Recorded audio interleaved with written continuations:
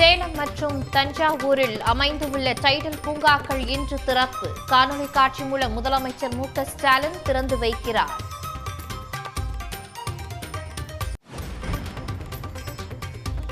தங்கம் விலை சவரனுக்கு 160 ரூபாய் அதிகரிப்பு. சென்னையில் 1 கிராம் 6,980 ரூபாய்க்கும் சவரன் 55,840 ரூபாய்க்கும் விற்பனை.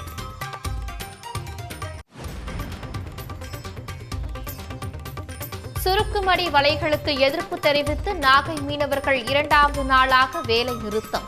27 மீனவ கிராமங்களைச் சேர்ந்த சுமார் 4000 மீனவர்கள் கடலுக்கு செல்லாமல் போராட்டம்.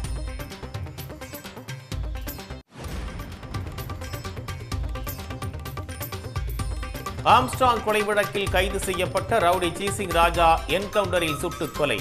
போலீசாரை துப்பாக்கியால் சுட்டுவிட்டு தப்ப முயன்றதால் நடவடிக்கை.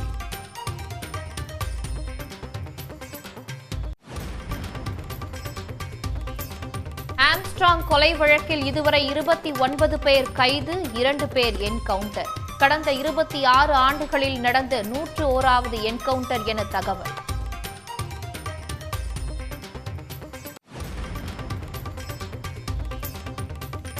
பாய் வியாபாரியிடம் 65 லட்சம் ரூபாய் மோசடி செய்ததாக குற்றச்சாட்டு.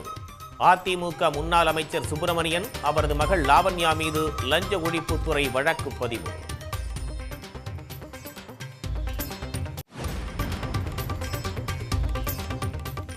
இளநிலை யோகா மற்றும் இயற்கை மருத்துவ படிப்புகளுக்கான கலந்தாய்வு இன்று தொடக்கம். இன்று சிறப்பு பிரிவுக்கும் நாளை பொது பிரிவுக்கும் நடைபெறும் கலந்தாய்வில் சுமார் 3400 பேர் பங்கேற்பு.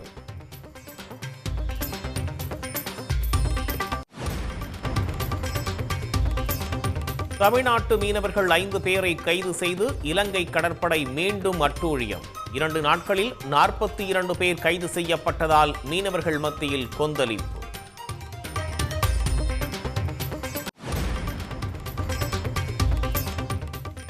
கொடைக்கானல் அருகே 300 அடிக்கு நிலப்பிளவு ஏற்பட்ட விவகாரம். அதிகாரிகள் குழு இன்று ஆய்வு செய்ய உள்ளதாக மாவட்ட நிர்வாகம் தகவல்.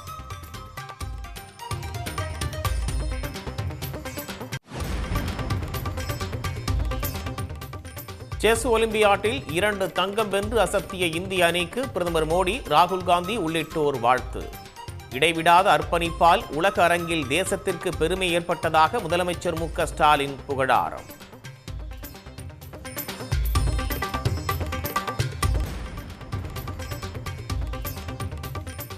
குஜராத்தில் முதல் வகுப்பு சிறுமியை கழுத்தை நெரித்து கொன்ற பள்ளி முதல்வர் கைது. பாலியல் பலாத்காரம் செய்வதை எதிர்த்ததால் அரங்கேறிய கொடூரம். உடனுக்குடன் செய்திகளை தெரிந்து கொள்ள சன் நியூஸ் பெல் ஐகானை கிளிக் பண்ணுங்க.